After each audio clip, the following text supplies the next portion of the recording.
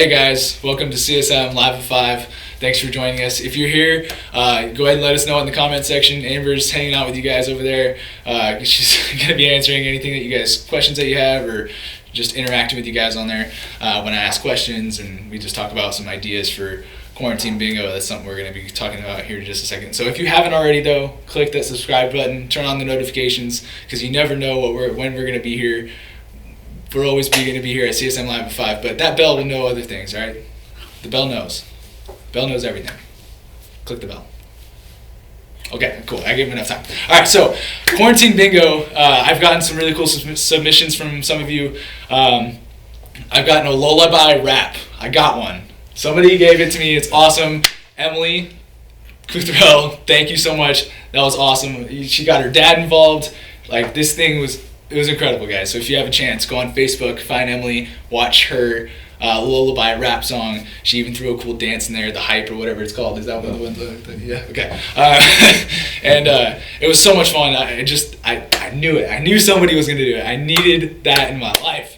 But the other thing is some of you may need some ideas for Mother's Day. Mother's Day is coming up this Sunday, I think. Yeah. Right? Yeah, the 10th. So here's the thing. There's some cool stuff on that quarantine bingo, stuff like make a meal for your family. You could always change that to make some breakfast and coffee for your mom. Or make a dessert. Make your mom's favorite dessert. Or plan a date for your mom and dad, an in-house date, do that. Or do your chores, but maybe go a little extra and do a chore that you're is not part of your normal list. Or dress up all fancy and do chores and take pictures for your mom. So there's a lot of different things that you can do, but those still count. So anything that you do for Mother's Day, let us know. Let us see it. We want to hype that up. We want to congratulate you on doing something amazing for your mom. So get on there. And then if you have questions, ask your small group leader. Maybe they have some cool ideas. I did get a question about a Rubik's Cube. Somebody completed a Rubik's Cube. Jasmine, thank you. Yes, that does count. So things like Rubik's Cube, that is a puzzle. I'll take that.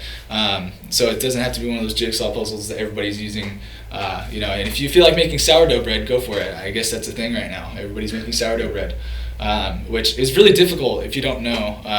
Becca just explained that whole process to me recently, and it's all about growing bacteria and making it sour. And apparently you can make it too sour or not sour enough. I don't like making bread. Unless it's banana bread, because then it's just cake batter, pretty much. It's easy. There's no yeast involved. The yeast just ruins everything for me. I just realized I had a ball right here.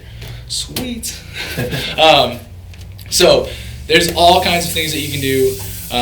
Becca and Emily were in the garage in our front yard thing, completing a 1,000-piece puzzle like 3 nights in a row. And it was really funny, like how excited they were when they finished it. Even though Ellie wanted to just ruin the whole thing. My daughter, she's 4 months old. She just kept wanting to grab all the pieces. That's totally fine. Just let everybody get involved. If you don't complete it, or if you complete it and then your sibling ruins it, take a picture of that. That's fine. I'll take it. That's a completion if you ask me. So, if you need ideas, ask your leaders.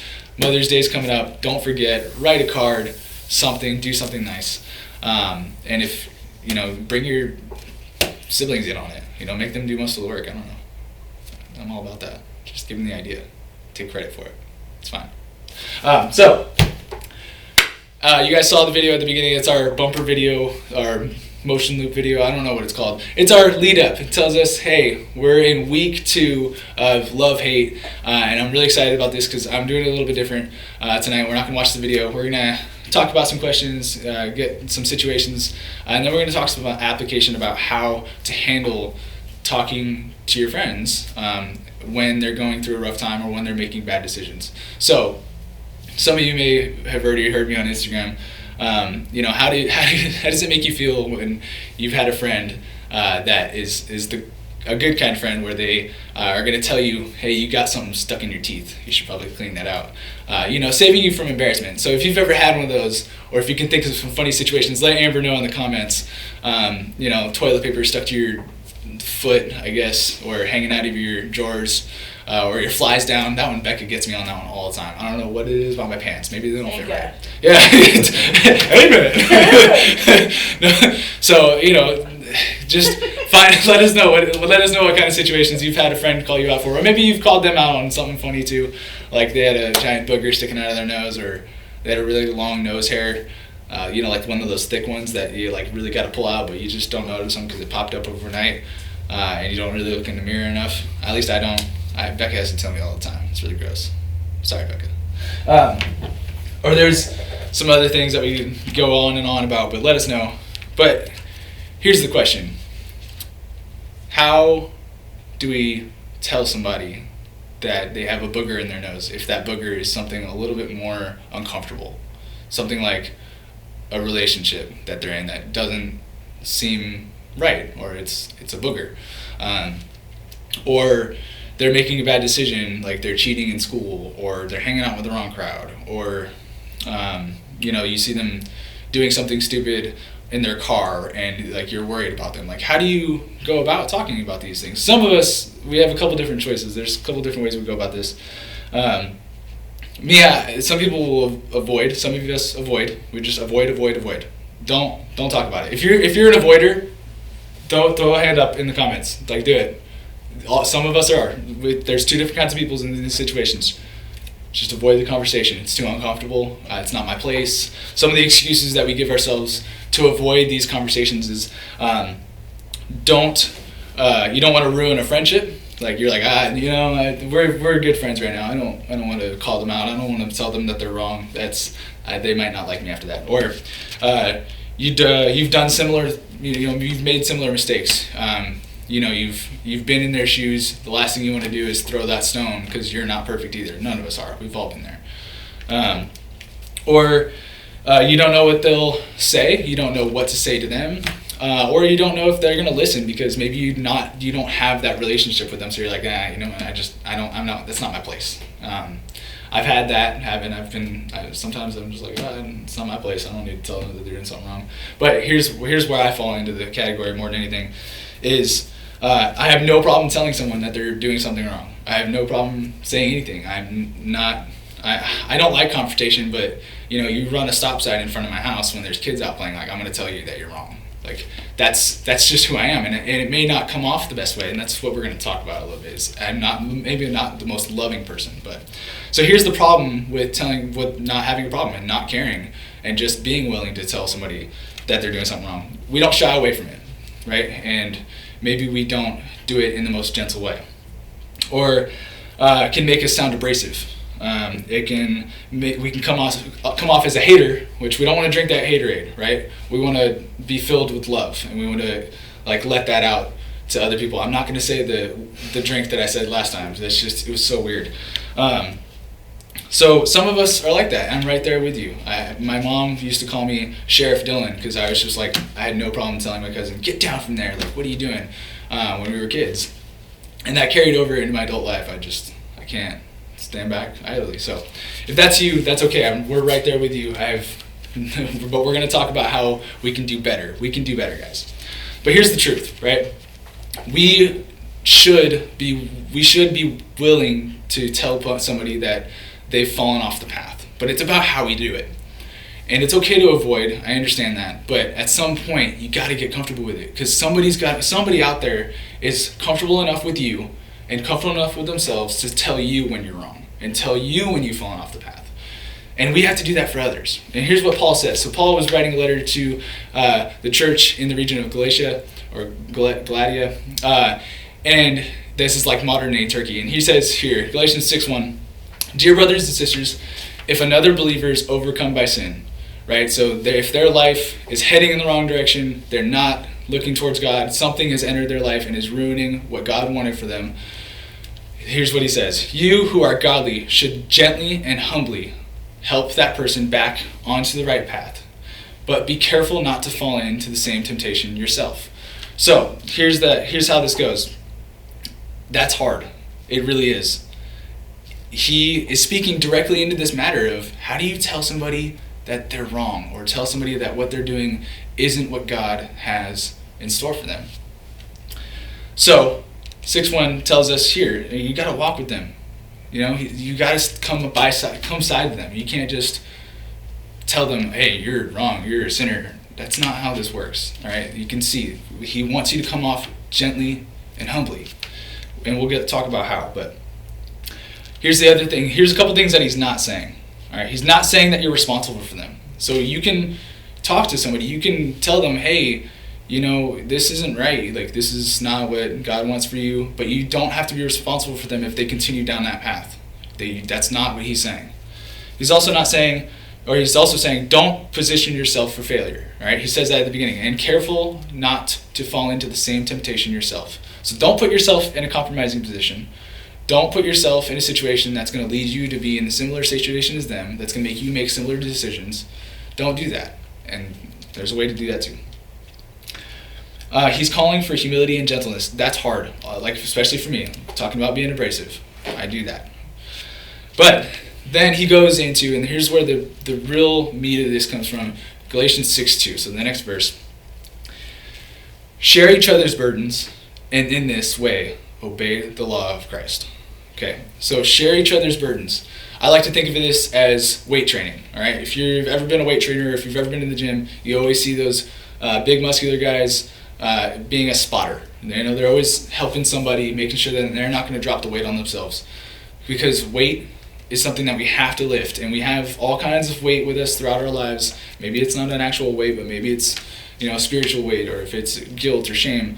Either way, it's a burden, and it's something that can drag us down, and it can weigh us down, and it can hurt us.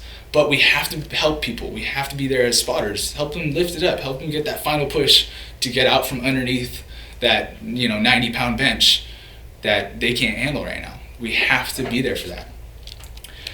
So he's not saying point fingers. All right. So he's not saying, oh yeah, you're just gonna sit there and say, hey, you're wrong, and then walk away. No, that's not how this works. He's saying share the burden, pick it up, help them. That's hard. That's the hard part about this. Paul calls us to do some really hard things all the time.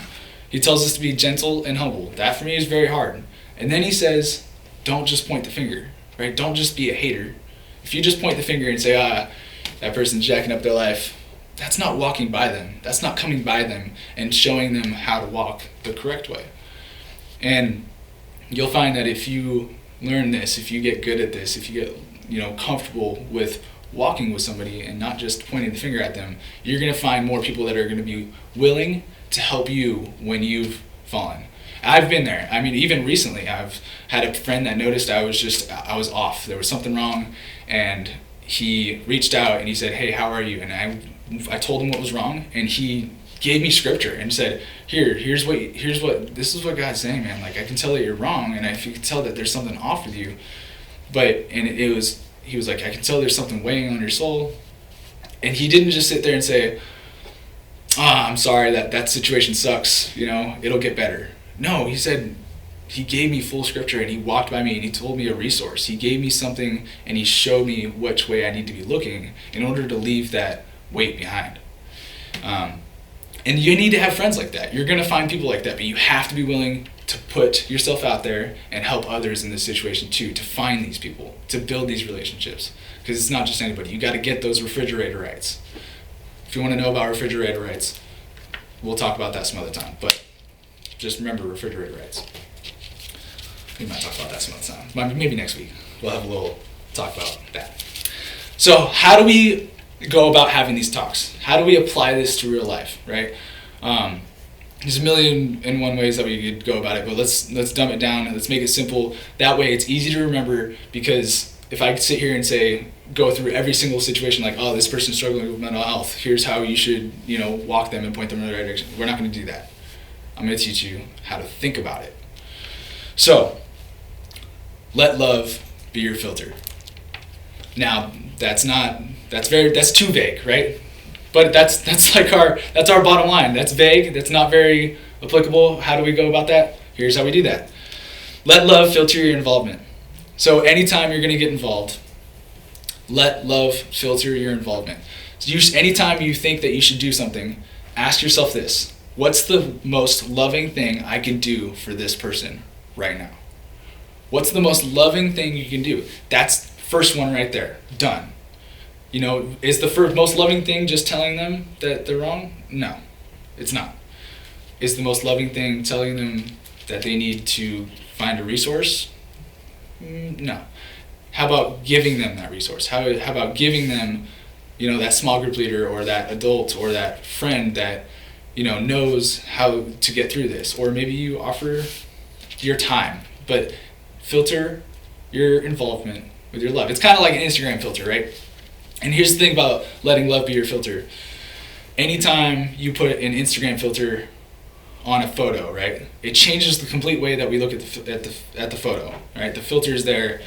So anytime you let love be your filter, you let love filter the way that you are presented to other people, they're going to view you in a different way. They're not going to view you as a hater. They're going to view you as somebody that they can come to and be comfortable with, and they're not going to lie to you, or they're going to be a little more upfront and honest with you about what's going on in their lives. So you have to let love be your filter. So let love filter your involvement, all right? So the next one is let love filter your words.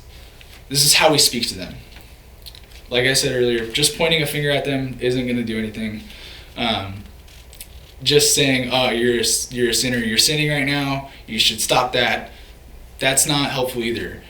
Let it be, hey, what's the best way? Like, what is words that I should or should not say right now? Like, what are some things to avoid? And what are some ones that I should really make sure I say? Like, God loves you, but like, we need to get you back on track. Like, that's way more gentle than just saying, hey, you're a sinner, you need to turn your life around. Nobody's going to be open to that. Like, you're just going to sound like a jerk. And I've done that. I'm not pointing fingers at you guys. I'm just saying, let love filter your words. All right, last one. Let love filter your actions and reactions. So, let love filter your actions means, I like to think of this as, if I was in their shoes, right? If you say you have a friend who's at a party, right? And they've told you, they're like, I'm in trouble, I don't know what to do. Put yourself in their shoes and say, what would I want my friend to do for me in this situation? Like, what would I be comfortable with them doing for me? Like, what would I be comfortable asking them to do? Would I be comfortable asking them to give me a ride? Would I be comfortable asking them to call my parents? Would I be comfortable asking them to come get me and walk me out of this situation? And if you would be comfortable asking that of them, then you can be comfortable offering that to them. Plain and simple. Let love filter your actions, but use your own personal thoughts about it. If you're not comfortable with somebody coming and picking you up from a party, that, theoretically in a situation like that, where you're not safe and you feel really embarrassed or there's something wrong and you shouldn't be there, then you probably shouldn't offer that as a service to go pick somebody else up, because maybe that's not your angle. Maybe that's not the way that you should go about it. And also, when it comes to your reactions, when somebody tells you that they're doing something wrong, like or you find out, don't react so crazy and just say, oh no, what are you doing? That's crazy, that's silly, why would you do that? That's not love either. So that's how we can do this. Anytime you have a situation like this where somebody has fallen short, filter your involvement, ask yourself how you should help. Filter your words, go slow about it. It's okay. It's better to say nothing than to say something judgmental. And let love filter your actions and reactions. How would you want to react? How would you want somebody to help you? So how would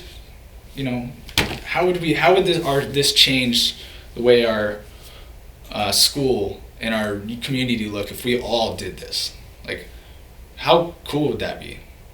Like, if people felt comfortable, like we all had somebody that we could call upon that we know would give us a loving answer and loving action and loving involvement, like we would all feel comfortable and we wouldn't be so shut in and we wouldn't be so anxious and scared, and the shame wouldn't be there as much. It wouldn't be as so heavy, and it wouldn't be as hard to lift that once you finally had somebody there to help you lift it up. It wouldn't be there for so long, tiring you out.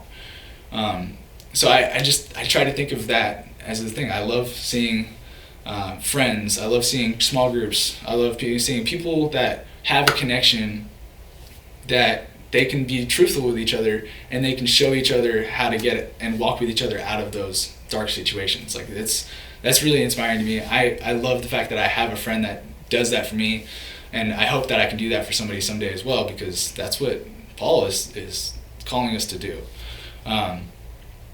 So if you have a friend that you need help to figure out, you know that there's something in their life that just isn't justice, it's not right for them, it's not what God wants for them, and you don't know what to do, talk to your small group leader. Like, just throw it up there, send a message to them.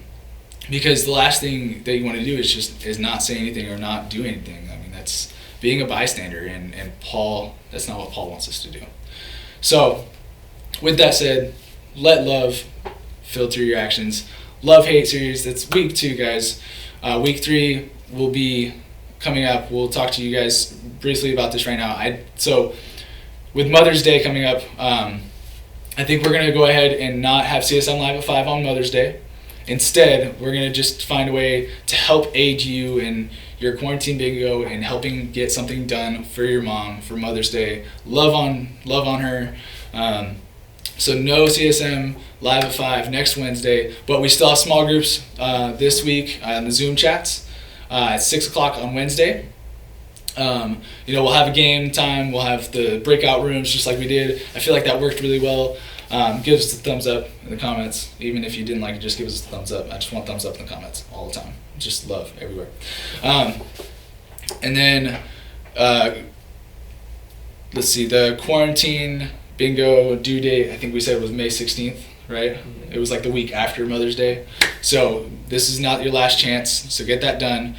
So you still have time. And if you need the quarantine bingo, like, whole sheet thing, direct message us on Instagram, because we have it, and I'm pretty sure we posted it on there. But if you can't find it, just let us know, and we can put it back up in our story if that's the best way for you to see it. And then I don't know, it's kind of embarrassing, but I'm a Fortnite player, guys. So if you like Fortnite, sorry, Riley. If you're on there, I know you don't like Fortnite, and I know that most of the high school guys are like, Fortnite sucks. You're so lame. Play Minecraft. I like Fortnite. Will's gonna play Fortnite. He's gonna play Fortnite. He's gonna try and get on Fortnite tonight. So if you can get on, let us know. We're gonna try and get AJ too. So if any of you remember Will's brother AJ, we're gonna try and harass him enough to get on Fortnite at like 5 in the morning where he's at. Yeah. I don't know how do you have the time for that in the morning? Like I don't even think I can look at my phone screen at 5 in the morning without coffee. Anyways, so that's all I have, everybody. Thank you so much for joining us.